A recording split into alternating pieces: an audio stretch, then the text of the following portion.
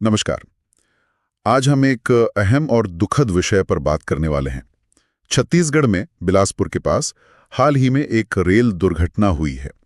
हमारे पास कुछ शुरुआती जानकारी है, कुछ रिपोर्ट्स हैं जिनके आधार पर हम समझने की कोशिश करेंगे कि क्या हुआ और इसके मायने क्या हैं। तो हुआ ये कि कल शाम एक मेमू पैसेंजर ट्रेन थी।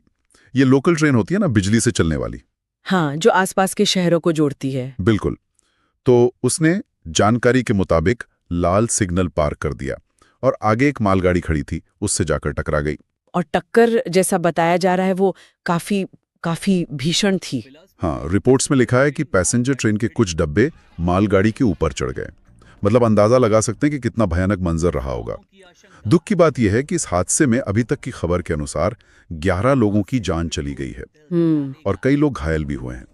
बचाव कार्य तो खैर फौरन शुरू हो गया था। हाँ, और इन रिपोर्ट्स में एक बात जो सामने आ रही है वो ये कि सब कुछ इतनी तेजी से हुआ।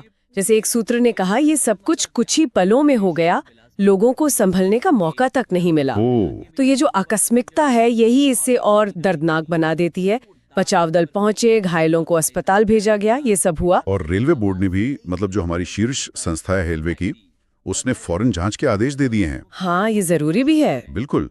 पता लगाना होगा कि भाई ये गलती मशीन की थी, सिग्नल फेल हुआ या कोई और सिस्टम फेलियर था, या फिर मानवीय चूक थे। यही जांच का मुख्य बिंदु है। जैसा रिपोर्ट्स बता रही हैं, गलती मशीन की थी या सिस्टम की, ये जानना बहुत जरूरी है आगे के लिए। और जांच तो चलेगी, लेकिन सरकार ने भी तुरंत प्रतिक्रिया दी है।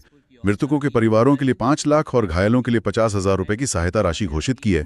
हालांकि हम सब जानते हैं कि किसी जान की कीमत नहीं लगाई जा सकती, पर ये एक फौरी मदद की कोशिश है उन परिवारों के लिए। नहीं, आपने सही कहा।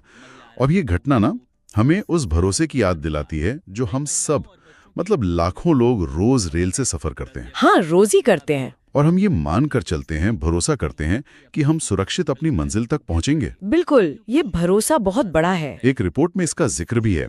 रेल से हर दिन लाखों लोग सफर करते हैं।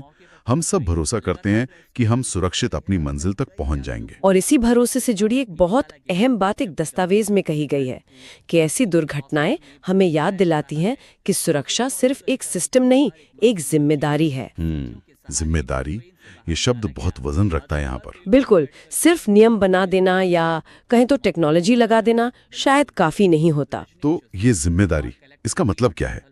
क्या ये सिर्फ ड्राइवरों या स्टेशन मास्टरों की है, या फिर ये पूरे सिस्टम की, मतलब ऊपर से नीचे तक?